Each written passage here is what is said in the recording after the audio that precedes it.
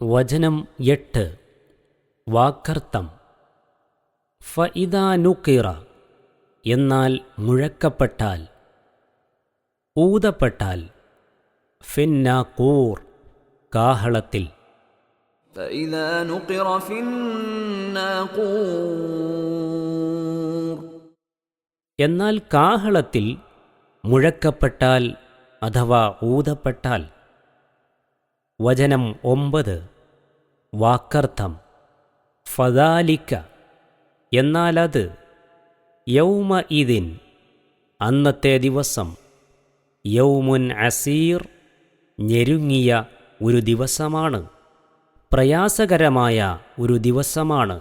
فذلك يومئذ يوم عسير അപ്പോഴത് അന്നത്തെ ദിവസം പ്രയാസകരമായ ഒരു ദിവസമായിരിക്കും. വചനം 10 വാക്കർത്ഥം. അലൽ കാഫിരീന അവിശ്വാസികളുടെ മേൽ, ഗൈറു യസീർ നിസ്സാരം അല്ലാത്ത, എളുപ്പം അല്ലാത്ത, ലഘുവല്ലാത്ത. على الكافرين غير يسير അവിശ്വാസികളുടെ മേൽ നിസ്സാരമല്ലാത്ത ദിവസം. 8 വചനം മുതൽ 10 വചനം വരെയുള്ളതിൻ്റെ വിശദീകരണം. ഇവിടെ ഖിയാമത്ത് നാളിനെക്കുറിച്ചാണ് പറയുന്നതെന്ന് വ്യക്തം. ഇമാം അഹ്മദും ഇബ്നു ജരീറും റഹിമഹുമുള്ള ഇപ്രകാരം നിവേദനം ചെയ്തിരിക്കുന്നു.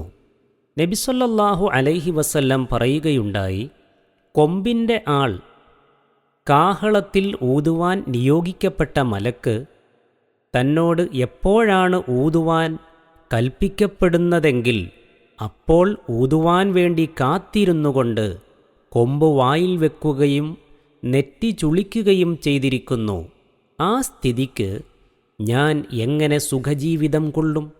സ്വഹാബികൾ ചോദിച്ചു, ഞങ്ങൾ എന്തു ചെയ്യണമെന്നാണ് അവിടുന്ന് ഞങ്ങളോട് കൽപ്പിക്കുന്നത്? തിരുമേനി സ്വല്ലല്ലാഹു അലൈഹി വസല്ലം പറഞ്ഞു, ഞങ്ങൾക്കല്ലാഹു മതി. അവൻ ഭരമേൽപ്പിക്കപ്പെടുവാൻ എത്രയോ നല്ലവൻ തന്നെ.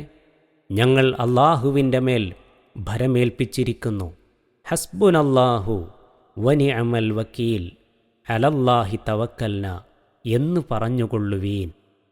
തുടർന്നുള്ള വചനങ്ങൾ അഥവാ 11 മുതൽ 30 വരെയുള്ള വചനങ്ങൾ വലീദ് ബിൻ മുഗീറയുടെ വിഷയത്തിൽ അവതരിച്ചതാണെന്ന് കാണിക്കുന്ന ചെറുതും വലുതുമായ പല റിവായത്തുകളും കാണാം. ഖുർആൻ വ്യാഖ്യാതാക്കൾ പൊതുവിൽ അത് അംഗീകരിച്ചിട്ടുമുണ്ട്.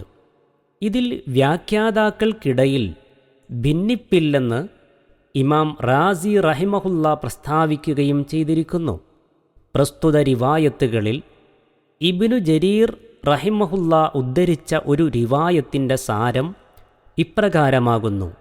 വലീദ് ബിൻ മുഗീറ നബി സല്ലല്ലാഹു അലൈഹി വസല്ലമയുടെ അടുക്കൽ വരികയുണ്ടായി. തിരുമേനി അവന് ഖുർആൻ ഓതി കേൾപ്പിച്ചു. അതു കേട്ട് അവൻ്റെ ഹൃദയത്തിന് അലിവുണ്ടായതുപോലെ തോന്നി. ഈ വിവരം അബൂജഹലിന് കിട്ടി. അവൻ വലീദിൻ്റെ അടുക്കൽ ചെന്ന് പരിഹാസേന ഇങ്ങനെ പറഞ്ഞു, ഓ പിതൃവ്യ, നിങ്ങളുടെ ജനങ്ങൾ നിങ്ങൾക്ക് കുറച്ച് ധനം ശേഖരിച്ചു തരുവാൻ ഉദ്ദേശിക്കുന്നു. വലീദ് പറഞ്ഞു, എന്തിനാണ്? അബൂജഹൽ, നിങ്ങൾക്ക് തരാൻ തന്നെ.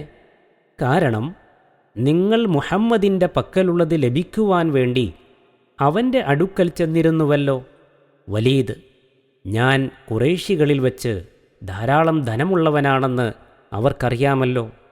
അബൂജഹൽ പറഞ്ഞു, എന്നാൽ താങ്കൾ അവൻ പറയുന്നതിനോട് പ്രതിഷേധവും വെറുപ്പുമുള്ള ആളാണെന്ന് അവർക്കറിയുവാനായി മുഹമ്മദിനെപ്പറ്റി വല്ല അഭിപ്രായവും പറയണം.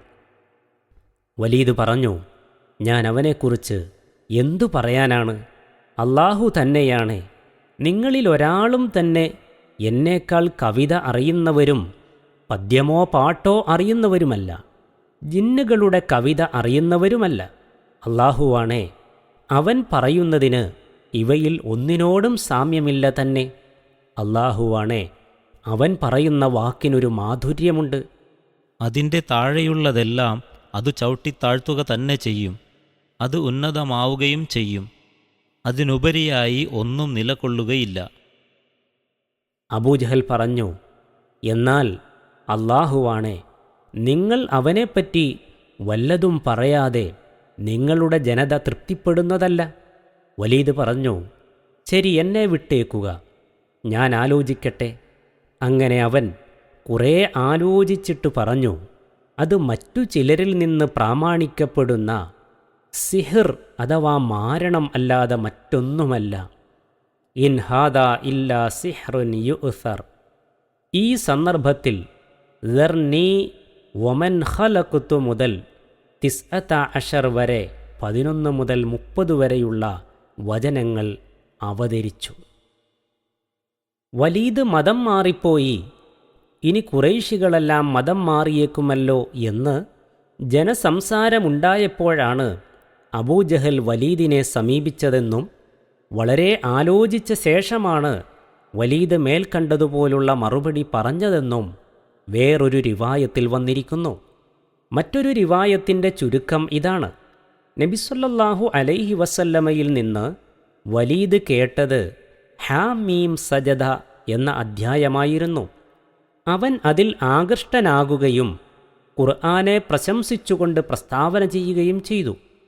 ഇത് കേട്ടപ്പോൾ അവൻ മുസ്ലിമായിട്ടുണ്ടെന്ന് കരുതി ഖുറൈശികൾക്ക് പരിഭ്രമമായി. പല പ്രകാരത്തിലും അവർ അവനെ ഇളക്കിവിടുവാൻ തുടങ്ങി. അപ്പോൾ വലീദ് തൻ്റെ അടവ് മാറ്റി നബി സല്ലല്ലാഹു അലൈഹി വസല്ലമയെപ്പറ്റി ഭ്രാന്തനെന്നും ജ്യോത്സ്യനെന്നും കവിയെന്നും ആരോപിക്കപ്പെടാറുള്ളതിനെ അവൻ ഓരോ ന്യായം പറഞ്ഞ് ഖണ്ഡിച്ച് സംസാരിച്ചു.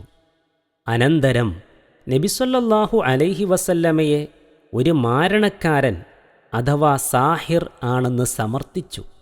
നബി സല്ലല്ലാഹു അലൈഹി വസല്ലമയിൽ വിശ്വസിച്ചു കഴിഞ്ഞ ആളുകളും അവരുടെ കുടുംബങ്ങളും തമ്മിൽ സ്വാഭാവികമായും ഉണ്ടാകുന്ന ഭിന്നിപ്പുകളെ അവൻ അതിന് തെളിവായി എടുത്തു കാട്ടുകയും ചെയ്തു.